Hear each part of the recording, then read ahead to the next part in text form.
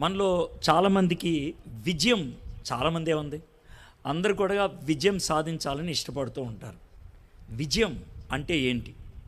Success సార్థకం చేసుకోవటం అంటే ఏంటి?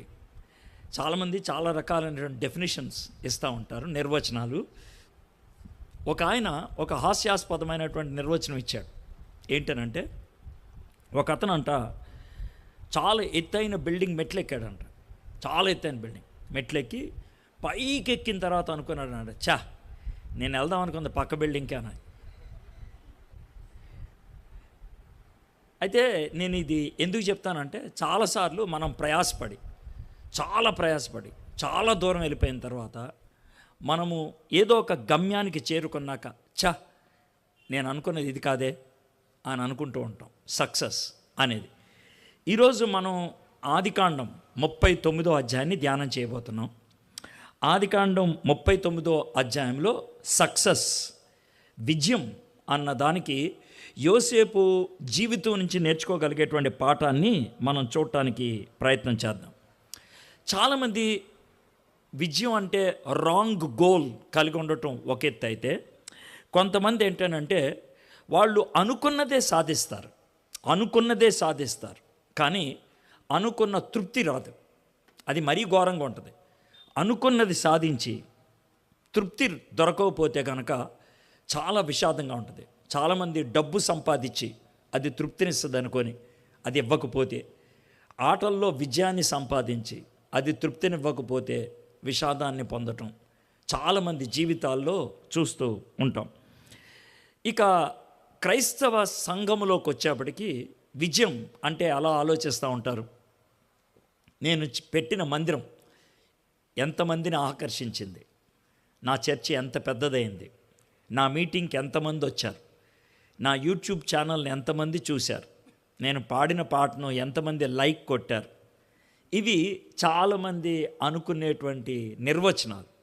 అయితే ఇవి కరెక్టా కాదా మీరే ఆలోచించుకోండి. నేను హాస్యాస్పదంగా చెప్పట్లేదు, ఉన్నట్లుగా చెప్పడానికి ప్రయత్నం చేశాను. అయితే ఈరోజు మనం చూసేటువంటి 39వ అధ్యాయంలో యోసేపు బానిసగా అమ్మివేయబడ్డాడు. యోసేపుని బానిసగా అమ్మేశారు. యోసేపు బానిసగా అమ్మేసిన తర్వాత తాను నెమ్మదిగా ఎదిగాడు, ఒక మేనేజర్ అయ్యాడు. ఆ తర్వాత తన బాస్ భార్య తనని శంకించింది, లేకపోతే బాస్ భార్య ఇష్టపడింది, వశపరుచుకుందామని ప్రయత్నం చేసింది, మోహించింది, నువ్వు నాకు కావాలి అని అడిగింది. యోసేపు అంగీకరించలేదు, కోపం వచ్చింది, భర్తతో చెప్పి జైల్లో పెట్టింది. అయితే జైల్లో మళ్ళీ ఆయన ఎదిగాడు, జైల్లో ఒక స్థాయికి ఎదగటం అనేది జరిగింది. కాబట్టి ఈరోజు మనము ఈ 39వ అధ్యాయాన్ని 2 పాయలుగా, 2 లేయర్స్, ఉల్లిపాయలు ఉంటాయి కదా, 2 పాయలుగా దీన్ని చదవటానికి ప్రయత్నం చేద్దాం. నేను ఒకసారి 9 వచనాలు చదువుతాను, జాగ్రత్తగా వినండి. 9 వచనాలు చదువుతాను, నెమ్మదిగా చదువుతాను. చదివిన తర్వాత దాంట్లోంచి మనం ఒక చిన్న పాఠాన్ని నేర్చుకోవడానికి ప్రయత్నం చేద్దాం. 39వ అధ్యాయం మొదటి 6 వచనాలు. 6వ వచనం సగంలో ఆపేస్తాను నేను. ఓకే. యోసేపును ఐగుప్తునకు తీసుకొని వచ్చినప్పుడు ఫరో యొక్క ఉద్యోగస్తుడును రాజ సంరక్షక సేనాధిపతియు అయిన ఫతీఫరును ఒక ఐగుప్తుడు అక్కడికి అతన్ని తీసుకొని వచ్చిన ఇష్మాయేలీయుల వద్ద అతన్ని కొనెను. యెహోవా యోసేపునకు తోడై ఉండెను గనుక అతడు వర్ధిల్లుచు తన యజమానుడగు ఆ ఐగుప్తిని ఇంట ఉండెను.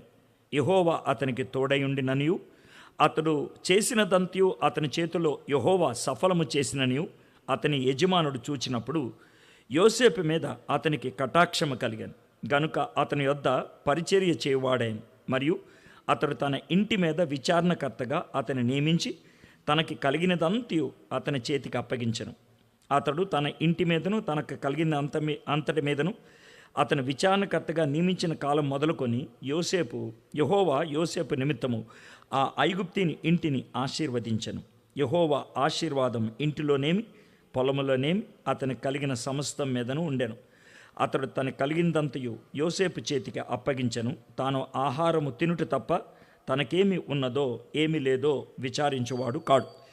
ఈ 6 వచనాలు మళ్ళీ మనం క్లోజ్గా గమనిద్దాం. కానీ ఈ 6 వచనాల్లో మనం చూసేది ఏంటంటే, యోసేపు బానిస బజార్లో ఉన్నాడు.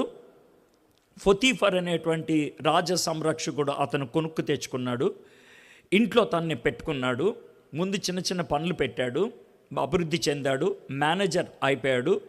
ఏ స్థాయికి వచ్చాడంటే, ఇల్లంతా నువ్వు చూసుకో, నేను రిలాక్స్ అవుతాను అనేసి ఆయన రిలాక్స్ అవటం మొదలుపెట్టాడు. ఇది 6 వచనాల్లో మనం చూసేది. ఇప్పుడు అధ్యాయం చివరికి రండి. 21వ వచనం నుంచి 23వ వచనం దాకా చదువుతాను నేను. ఓకే.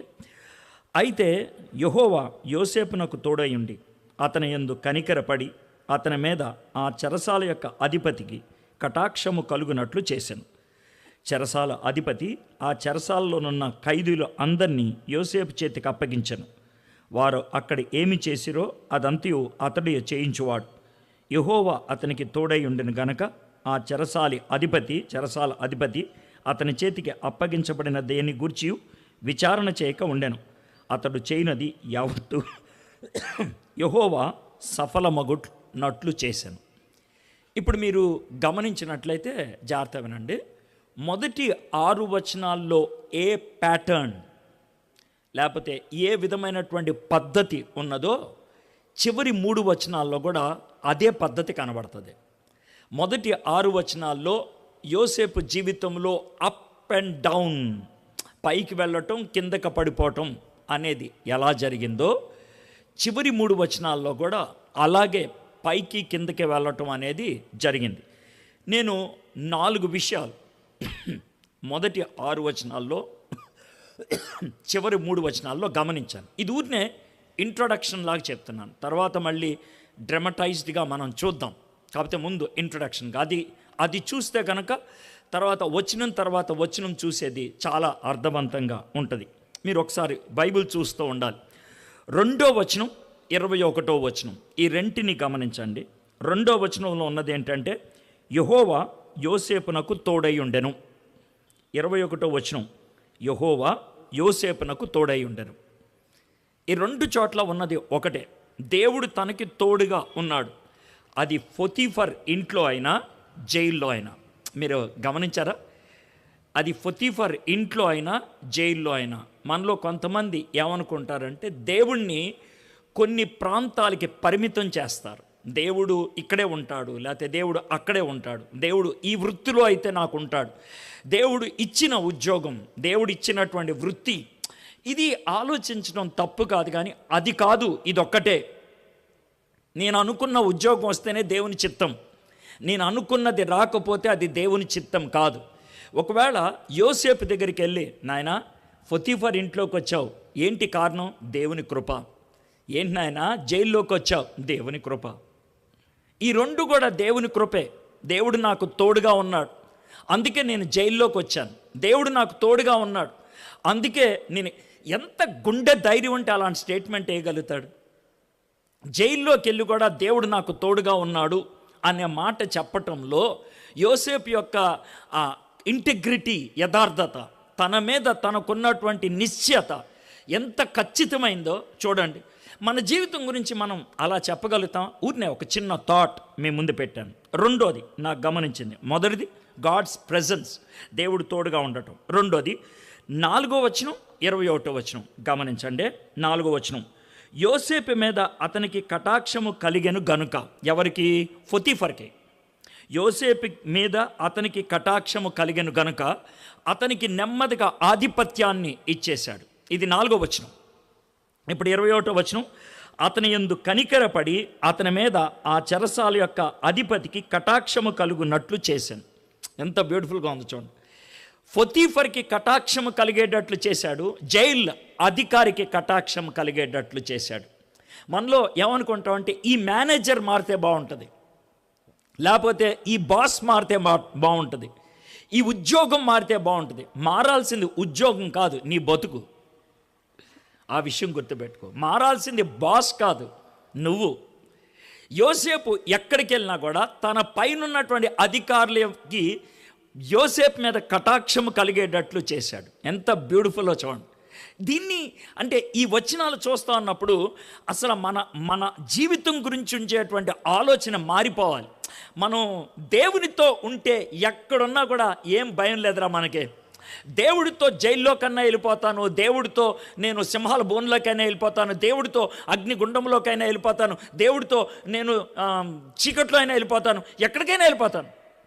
దేవుడు లేకపోతే నా చుట్టూ 1000 మంది బాడీ గార్డులు ఉన్నా కూడా నేను ఉండలేను. అది యోసేపుకున్నటువంటి ఆలోచన. ఎంత బ్యూటిఫుల్గా ఉంది. మొదటిది గాడ్స్ ప్రెజెన్స్, రెండోది గాడ్స్ గ్రేస్ అండ్ మర్సీ. మొదటిది దేవుని సన్నిధి, రెండోది దేవుని కటాక్షము, దేవుని కనికరము. ఇక మూడోది చూద్దాం. 4వ అధ్యాయం మళ్ళీ 4వ వచనం 23వ వచనం. తన ఇంటి మీద విచారణకర్తగా అతన్ని నియమించి తనకు కలిగినదంతయు అతని చేతికి అప్పగించను. ఎవరు? పొతిఫర్. ఇప్పుడు 22వ వచనం చూడండి. చెరసాల అధిపతి ఆ చెరసాలలో ఉన్న ఖైదీలందరినీ యోసేపు చేతికి అప్పగించను.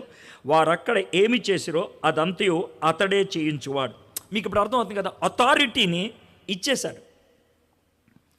అక్కడేమో పొతిఫర్ ఇచ్చాడు, ఇక్కడ జైలు అధికారి ఇచ్చాడు. నేనేమంటానంటే దేవునికి నమ్మకంగా ఉంటే ప్రమోషన్, దేవునికి నమ్మకంగా ఉంటే అప్గ్రేడ్, దేవునికి నమ్మకంగా ఉంటే హయ్యర్ రెస్పాన్సిబిలిటీ, ఉన్నతమైనటువంటి బాధ్యతలు దేవుడిప్పిస్తాడు. మనము పాటుపడాల్సింది లేదు, మనం కష్టపడాల్సింది లేదు. మా మమ్మీ తను చనిపోకముందు నాకు చెప్పినటువంటి ఒక పాఠం, చాలా పాఠాలు చెప్పారు నాకు. అందులో ఒక పాఠం ఏంటంటే, ఎప్పుడు ఎవరిని నన్ను మీటింగ్కి పిలవరా అని అడగొద్దురా నువ్వు, అంతకంటే దరిద్రం ఇంకోటి లేదన్నది మా మమ్మీ. అదేంటి అని అంటే, మీటింగ్కి పిలవమని నువ్వు కాదు అడుక్కోవాల్సింది, దేవుడు నీ తరపున అడగాలి. దేవుడు నిన్ను కావాలని అడిగించాలి. నీ అంతటి నువ్వు అడుక్కొని వెళ్తే గనక దెబ్బతింటావు. నీ అంతటి నువ్వు అడుక్కొని వెళ్తే గనక వాళ్ళ గురించి చాలా గొప్పగా చెప్పాలి. ఎందుకంటే అడుక్కున్నావు కదా, ఏమంటే నన్ను మీటింగ్కి పిలవమని. కాబట్టి ఇక్కడికి వచ్చిన తర్వాత స్టేజ్ మీద సొల్లేయాలి వాళ్ళ గురించి, పంపు కొట్టాలి వాళ్ళ గురించి, సుత్తి కొట్టాలి వాళ్ళ గురించి. నేను ఇలా మాట్లాడుతున్నాను, మీరు కోపం తెచ్చుకుంటే నేనేం చేయలేను. ఇక్కడికి చాలామంది వచ్చి సుత్తు కొట్టే వాళ్ళు చూస్తూ ఉంటారు మీరు. ఎందుకనంటే మళ్ళీ పిలవరేమో అని భయం. భయం. దేవుడు నన్ను పిలిచాడు అని అనుకున్నప్పుడు దేవుడికి భయపడాలా, దేవుణ్ణి గౌరవించాలా, దేవుణ్ణి ఘనపరచాలా. అందుకని మనుషుల్ని కించపరచాల్సింది ఏమీ లేదు. స్టేజ్ మీదకి వచ్చి వీళ్ళందరినీ తిట్టిపడే అక్కర్లేదు, కానీ వాళ్ళని అనవసరంగా టైం వేస్ట్ చేసి మెచ్చుకోవాల్సిన పని ఏమి లేదు, సొల్లేయాల్సిన పని లేదు. ఎందుకంటే it's God's responsibility, it is godly responsibility. దేవుడు ఇచ్చినటువంటి బాధ్యత. ఇప్పుడు 3 చూసాం. ఒకటి గాడ్స్ ప్రెజెన్స్, దేవుని సన్నిధి. రెండోది గాడ్స్ గ్రేస్, దేవుని కృప. మూడోది గాడ్లీ రెస్పాన్సిబిలిటీ. ఇది దేవుడిచ్చినటువంటి బాధ్యత, దేవుడిచ్చినటువంటి బాధ్యత. 6వ వచనం చూద్దాం. అతడు తన కలిగినంతయు యోసేపు చేతికి అప్పగించెను. తాను ఆహారము తినుడు తప్ప తనకేమి ఉన్నదో ఏమీ లేదో విచారించువాడు కాదు. ఇది ఎవరు? పొతిఫర్. 23వ వచనం. ఆ చెరసాల అధిపతి అతని చేతికి అప్పగించబడిన దేన్ని గూర్చి విచారణ చేయక ఉండెను.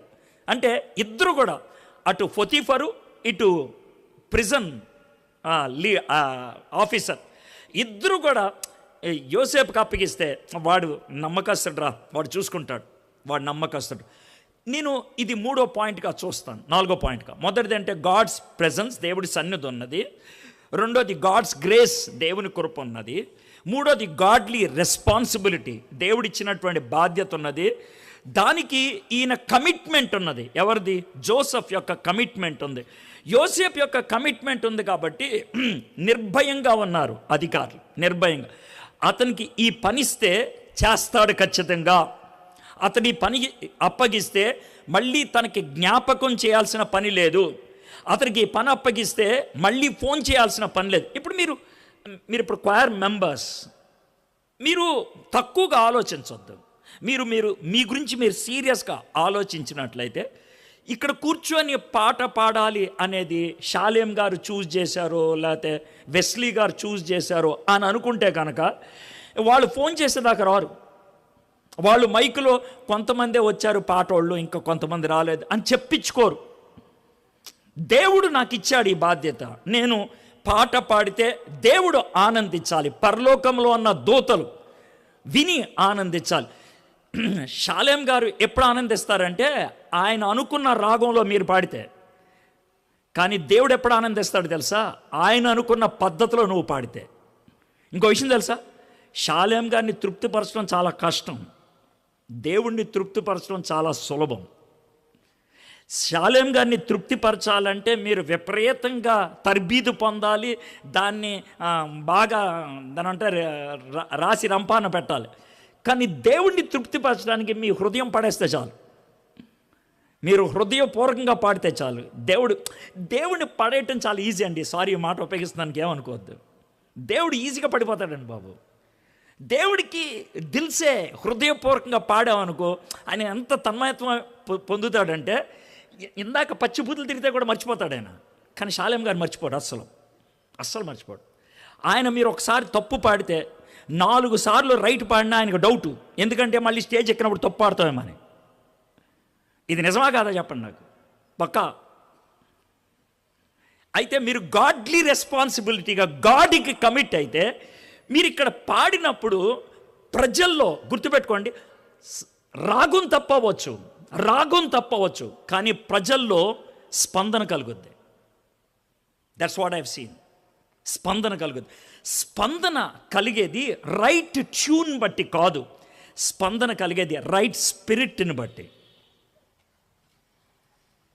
దేవునికి ఇష్టంగా మనం ప్రవర్తిస్తే, దేవునికి ఇష్టంగా ఏ పని చేసినా. మీకు విషయం చెప్తున్నాడా, యోసేపు జైల్లో ఖైదీగా ఉన్నాడండి. యోసేపు జైల్లో ఖైదీగా ఉన్నాడు. ఖైదీగా ఉంటే దేవుడు అతనికి తోడుగా ఉన్నాడని మామూలు విషయమా? ఆ ఖైదీగా ఉన్నటువంటి వ్యక్తికి ఆయన అప్గ్రేడ్ చేయటం అనేది మామూలు విషయమా? ఖైదీ అధికారి అతనికి రెస్పాన్సిబిలిటీ ఇవ్వటం అనేది మామూలు విషయమా? అక్కడ కూడా నమ్మకంగా ఉంటే రే నువ్వు సూపర్ రా నాయన అనిపించుకోవటం మామూలా? ఎంత గొప్ప విషయం ఆలోచించండి. ఇక 5వది 3వ వచనం 23వ వచనం చూద్దాం. 3వ వచనం, యెహోవా అతనికి తోడే ఇండుననియు అతడు చేసినదంతయు అతని చేతిలో యెహోవా సఫలము చేసిననియు అతని యజమానుడు చూచినప్పుడు. ఇది నాకు చాలా అద్భుతంగా అనిపిస్తుంది. ఎందుకో చెప్పంట, పొతీఫర్ యూదుడు కాదు, పొతీఫర్ ఇశ్రాయేలీయుడు కాడు. పొతీఫర్కి యెహోవా దేవుడు తెలియదు. పొతీఫర్కి ప్రత్యక్షత అనేది ఇశ్రాయేలీయులకు ఉన్నట్లు లేదు. కానీ ఆయనకి తెలిసిందల్లా ఒకటే, తన కళ్ళ ముందు యోసేపు అనేవాడు ఒకడు పనిచేస్తున్నాడు. అతన్ని చూసి రే ఏంటి సార్ మీ దేవుడు నీకు తోడుగా ఉన్నాడు సార్, ఎప్పుడు చూసావు సార్ మా దేవుడిని? దేవుడిని చూసేది ఏంట్రా బాబు, నీ పని చూస్తే అర్థమైపోతుందిరా, నీ పని తీరు చూస్తే అర్థమవుతుంది, నీ వ్యవహారం చూస్తే అర్థమవుతుంది, నీ భాష చూస్తే అర్థమవుతుంది, నువ్వు చేసేటువంటి పని పద్ధతి చూస్తే అర్థమవుతుంది. దేవుడు నీకు తోడుగా లేకపోతే ఇది సాధ్యం కాదు. ఇది ఒక అన్యుడు దేవుడంటే ఏంటో తెలియనివాడు ఇచ్చిన సాక్ష్యం. దేవుడంటే ఏంటో తెలియనివాడు ఇచ్చిన సాక్ష్యం. ఇది యోసేపు పొతీఫర్ ఇంట్లో ఉంటే, మరి అదే యోసేపు ఏ దోషం చేపోయినా జైల్లో పడేస్తే ముక్కు మూసుకొని, లేకపోతే ముక్కు ఎగరేసుకుంటూ ఏడుస్తూ మూలలో కూర్చొని ఆయన బొంగమొహం పెట్టి కూర్చున్నాడు, బొంగమూతి పెట్టి. చూద్దాం ఏమైందో చూద్దాం. 23వ వచనం, యెహోవా అతనికి తోడై ఉండిన గనుక ఆ చెరసాల అధిపతి అతని చేతికి అప్పగించబడిన దేని గురించి విచారణ చేయక ఉండెను. అతడు చేయనది యావత్తు యెహోవా సఫలమగునట్లు చేశాను. ఇటు జైలు అధికారి యెహోవా ఇచ్చిన సక్సెస్ అని చూశాడు, అక్కడ పొతీఫర్ ఇది మీ దేవుడు చేశాడు అనేది చూస్తూ ఉన్నాడు. ఇప్పుడు దీన్ని బట్టి మనకేం అర్థమవుతుంది? పాయింట్స్ ఆలోచిస్తే మనము జీవితంలో సక్సెస్ పొందటానికి 5 విషయాలు ఉంటే సరిపోద్ది. 5 విషయాలు. మొదటిది గాడ్స్ ప్రెజెన్స్, దేవుని సన్నిధి. రెండోది గాడ్స్ గ్రేస్, దేవుని యొక్క కృప. మూడోది గాడ్లీ రెస్పాన్సిబిలిటీ, దేవుడు ఇచ్చినటువంటి బాధ్యత అనేది. నాలుగోది గాడ్కి కమిట్ అవ్వటం, కమిట్మెంట్ టు గాడ్, దేవునికి కమిట్ అయిపోవటం. ఐదోది ఇట్ ఈస్ గాడ్లీ సక్సెస్. అది దేవుడిచ్చేటువంటి సక్సెస్. కాబట్టి దేవుడు సక్సెస్ ఇచ్చినప్పుడు ఇది దేవుడిచ్చింది అని చెప్పగలుగుతారు. అంటే నువ్వు సాధించింది అని ప్రజలు చూడరు. దేవుడు ఇచ్చింది, నీకు దేవుడిచ్చింది అని వాళ్ళు చాలా స్పష్టంగా చూడగలుగుతారు. అయితే దీన్ని బట్టి నేను జోసెఫ్ లైఫ్ని సింపుల్గా 3 పాయింట్స్లో చెప్పదలుచుకున్నాను. ఒకటి ఏంటంటే, he was always conscious of God's presence. ఎప్పుడు కూడా దేవుని సన్నిధిని ఆయన అనుభవిస్తూనే ఉన్నాడు. That's number 1. రెండోది, ఆయన ఎప్పుడు కూడా పవిత్రంగానే జీవించడానికి ఇష్టపడ్డాడు. దేవుని సన్నిధిని గుర్తిస్తూనే ఉన్నాడు, పవిత్రంగా జీవించాలని ఇష్టపడ్డాడు. మూడోది, దేవుని గురించి ఎప్పుడు ఏది మాట్లాడాలన్నా సిగ్గుపడేవాడు కాదు. దేవుడి గురించి ఎప్పుడు ఏది మాట్లాడాలన్నా కూడా సిగ్గుపడేవాడు కాదు. ఈ 3 యోసేపు జీవితంలో ఉండటం బట్టి ఆయన గొప్ప విజయాన్ని సాధించగలిగాడు. నేను మీకు కూడా చెప్పదలుచుంది అది, నాకు కూడా ఇది పాఠమే. Am I able to recognise the presence of God? ఈరోజు ఇప్పుడు నేను ఇక్కడ వాక్యం చెప్పడానికి వచ్చాను. స్టిల్ నేను వాక్యమే చెప్పేది, నా ముందున్నది బైబిలే, నేను మాట్లాడేది దేవుని వాక్యమే. నేను దేవుని మీద ఆధారపడకుండా దేవుని వాక్యం చెప్పడానికి అవకాశం ఉందా? ఉంది. నా సొంత తెలివితేటలతో, నాకున్న వాక్ చాతుర్యంతో ఐ క్యాన్ స్టిల్ స్పీక్. గంట సేపు మాట్లాడి వెళ్ళిపోవచ్చు. మీలో కొంతమంది వావ్ ఏం మాట్లాడాడు అని చెప్పచ్చు. దేవుని నడిపింపు లేకుండా నేను మాట్లాడితే మీరు ఇచ్చేటువంటి కంక్లూషన్ ఒకటే, చాలా బాగా మాట్లాడాడు కానీ ఏం మాట్లాడాడో తెలీదు. That would be the conclusion. మీరు చాలామంది స్పీకర్లు చూస్తారు మీరు, ఎందుకంటే వాళ్ళు అద్భుతమైన ప్రిపరేషన్ చేసుకొని చక్కగా కష్టపడ్డారు. నేను దాన్ని ఏమి శంకించట్లేదు. చాలా వాళ్ళు ఇంటర్నెట్ చూశారు, దాన్ని చూశారు, దీన్ని చూశారు, బాగా కష్టపడ్డారు. But they don't recognise the presence of God. దేవుని సన్నిధిని వాళ్ళు గుర్తించినప్పుడు దే ప్రీచ్ వితౌట్ రిజల్ట్. నేను అట్లా అయిపోతానేమో అనే భయం ఉంటుంది నాకు. అందుకనే ఎప్పటికప్పుడు చెక్ చేసుకుంటాను, ప్రభా నేను ఇది మాట్లాడుతున్నప్పుడు ఇది ప్రజల గుండెలకు తాకాలి. వాళ్ళు బాధపడితే తప్పులేదు, వాళ్ళు నన్ను అసహించుకుంటే తప్పులేదు, కానీ పని మాత్రం జరగాలి. Recognise the presence of God. రెండోది ప్యూరిటీ ఇన్ లైఫ్. ఆయన ఎక్కడికి వెళ్ళినా కూడా దేవుడు నా ముందున్నాడు. గాడ్స్ ప్రెజెన్స్, దేవుని సన్నిధి, దేవుని ఉనికి తను ఎప్పుడు మర్చిపోయేవాడు కాదు. మనం ఈరోజు చూస్తాం ఎక్కడెక్కడ దేవుని ఉనికిని ఆయన గమనిస్తూ ఉన్నాడో వాటన్నిటిలో కూడా ఆయన దేవుణ్ణి గుర్తించాడు. నాకు చాలా బాగా అనిపించేది ఏంటి తెలుసా, గాడ్స్ ప్రెజెన్స్ని రికగ్నైజ్ చేసినప్పుడు ప్యూర్ జీవితాన్ని జీవించాలనుకున్న, ప్లీజ్ ఈ పాయింట్ని గుర్తుపెట్టుకోండి, ప్లీజ్ ఈ పాయింట్ని. ఇది మీకు కొంచెం కఠినంగా అనిపిస్తుంది కానీ జాగ్రత్త వినండి. ఎప్పుడైనా మీరు ఇలా అన్నారా, నేను ఏ పాపం చేశాను ఈ అన్యాయం నాకు జరిగింది, నేను ఏ తప్పు చేశాను నాకు ఈ కష్టం వచ్చింది? మీరు ఎప్పుడైనా ఇలాంటి డైలాగ్ వేశారా? నేను ఎవరికి అన్యాయం ఎప్పుడు చేయలేదే, నాకెందుకు ఈ బాధ వచ్చింది? ఎప్పుడైనా అన్నారా ఈ మాట? దీని వెనకాల ఉన్నటువంటి భావం ఏంటనంటే, నాకు మేలు ఎప్పుడు కలుగుద్దంటే నేను న్యాయవంతంగా ఉంటే. నా మేలుకి ఏది కారణం అంటే నా న్యాయం, నా నీతి. ప్రాస్పరిటీ గాస్పెల్కి దీనికి తేడా ఉందండి? ఏమీ తేడా లేదు. నువ్వు దేవునికి కృతజ్ఞత అర్పణ చెల్లిస్తే నిన్ను ఆశీర్వదిస్తాడు. నువ్వు చర్చికి వస్తే నీకు ఆశీర్వాదం. నువ్వు న్యాయవంతంగా ఉంటే నీకు అన్యాయం జరగదు. నువ్వు యథార్థవర్తనుడిగా ఉంటే కనుక నీకు న్యాయం జరుగుద్ది.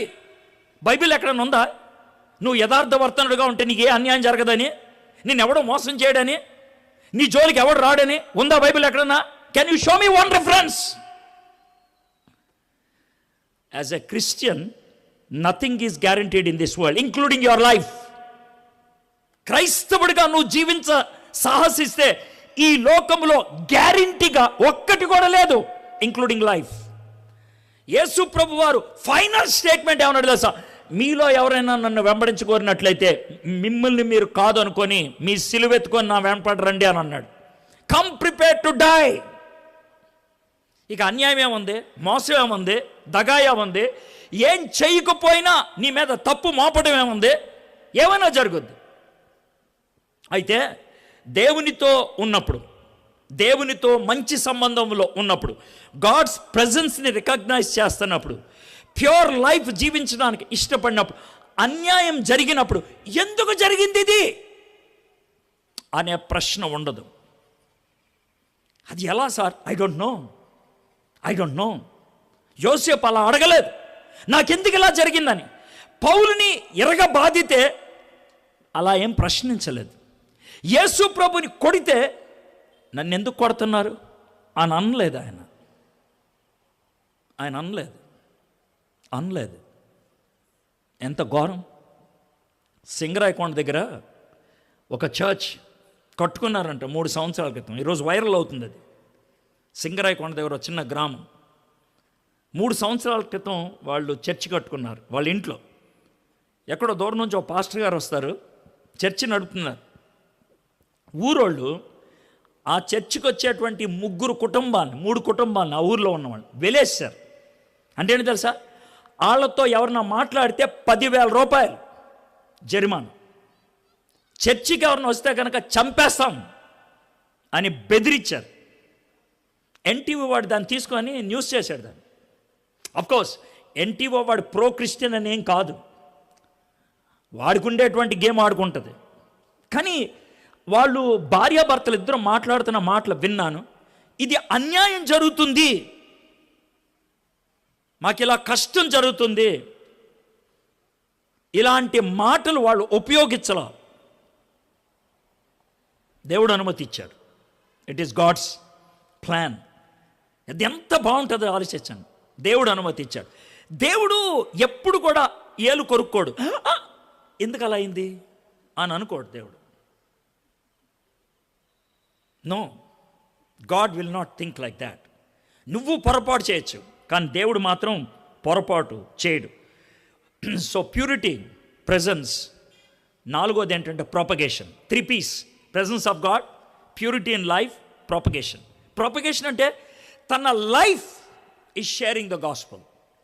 యోసేపు కూర్చోబెట్టి పెద్ద ప్రసంగం చేసిన సన్నివేశాలు ఏమి లేవు. పొతిఫర్ ఫ్యామిలీని కూర్చోబెట్టి వాక్యం చెప్పలా, జైల్లో వాక్యం చెప్పలా. No, but his life was sharing gospel. మీ యొక్క ఆఫీస్లో మీరు ఎక్కడైనా పనిచేస్తున్నట్లయితే, మీ కాలనీలో, మీరుండేటువంటి ప్రాంతంలో, can people look at you, నిన్ను చూసి వీళ్ళు దేవుని బిడ్డలే అని గుర్తించగలరా? ఒక ప్రత్యేకత నీలో చూడగలరా? Can you be a channel of God's message? నువ్వే దేవుని యొక్క వర్తమానం అందించేటువంటి వ్యక్తిగా వాళ్ళు చూడగలరా? ఎక్కడా సంకోచించలేదు. ఎగ్జాంపుల్ చెప్పాలంటే, మోస్ట్ క్రిటికల్ మూమెంట్ యోసేపు లైఫ్లో తాను సిగ్గుపడలేదు దేవుని గురించి చెప్పడానికి. పొతిఫర్ భార్య వచ్చి అడుగుతుంది, నాతో పడుకో అని అడిగితే ఆయన ఏమన్నాడు తెలుసా? దేవునికి వ్యతిరేకంగా నేను ఈ పాపం ఎలా చేయను, దేవునికి వ్యతిరేకంగా ఈ పాపం నేను ఎలా చేయను అని చాలా ధైర్యంగా చెప్తున్నాడు. ఎందుకనంటే హీ బిలీవ్స్ ఇన్ గాడ్. తాను ఏదైతే నమ్ముతున్నాడో 100కి 100 పాళ్ళు నమ్ముతున్నాడు. బైరి నరేష్ బయటకు వచ్చాడు. బయటకు వచ్చిన తర్వాత ఇంటర్వ్యూ చేస్తున్నారు. చాలా పొడుగు ఇంటర్వ్యూ చేశారు. బైరి నరేష్ని ఏదో స్టూడియో వాడు ఇంటర్వ్యూ చేస్తూ ఉన్నప్పుడు, అతని పేరు మహేష్ అనుకుంటా, అతను ఇంటర్వ్యూ చేస్తూ ఉన్నాడు. ఇంటర్వ్యూలో దేవుడు లేడా అంటే, లేడు. దేవుడు లేడని ఎలా చెప్తావు? దేవుడు నేను చూడలా, దేవుడు నేను తాకలా, దేవుడు నేను స్పర్శించలా, దేవుడు నాకు ఏ కోణంలో కనబడలే, దేవుడు లేడు. సార్ దేవుడు లేడని ఎలా చెప్తావు అంటే, దేవుడు లేడని చెప్పడానికి నాకేమి భయం లేదు, దేవుడు ఉన్నాడని చెప్పడానికి నీ దగ్గర రుజువు ఉందా చెప్పు. డైరెక్ట్గా ఇంటర్వ్యూలో మాట్లాడుతున్నాడు. నాకు బైరి నరేష్ యొక్క ఆ టోన్ వింటున్నప్పుడు, అతను మాట్లాడేది బుద్ధిహీనమైంది అవ్వచ్చు, అతను దేవుడు లేడు అని మాట్లాడే మాటలు ఒక వ్యక్తికి కోపం రప్పించవచ్చు, కానీ నాకు ముద్దుగా అనిపించింది ఏం తెలుసా? అరే ఈడు నమ్మేది దమ్ముతో మాట్లాడుతున్నాడు. యద్దవదే, హీ స్పీక్స్ విత్ అథారిటీ. వణుకుతూ మాట్లాడట్లేదు. మళ్ళీ అడిగాడు, ఆ అయ్యప్ప సాంగ్ గురించి ఏదో పాట పాడతావు అంటే పాడేశాడు.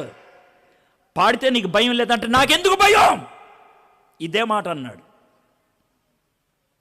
14 రోజులు ఎరగబాదారు ఆయన్ని. బయటకు వచ్చిన తర్వాత అతను చేసిన పనేది.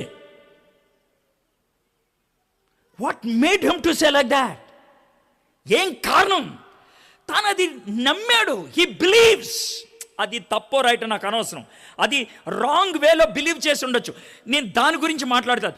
తాను నమ్మింది 100కి 100 నమ్మాడు కాబట్టి ధైర్యంగా మాట్లాడు. నువ్వు దేవుణ్ణి నమ్మితే నమ్మినట్లు మాట్లాడు, లేకపోతే మూసుకొని కూసో. మధ్యలో ఎందుకుంటావు? అవసరమైతే దేవుడు, అవసరం లేకపోతే కనుక వేరే దగ్గరికి వెళ్ళిపోయి టైప్ అయితే ఎందుకు?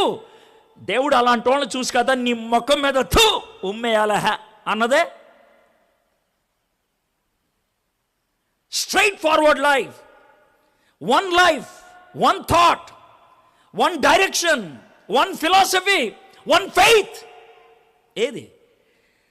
జోసెఫ్ ఎక్కడికి వెళ్ళినా జోసెఫే, మారడు. That is what I like in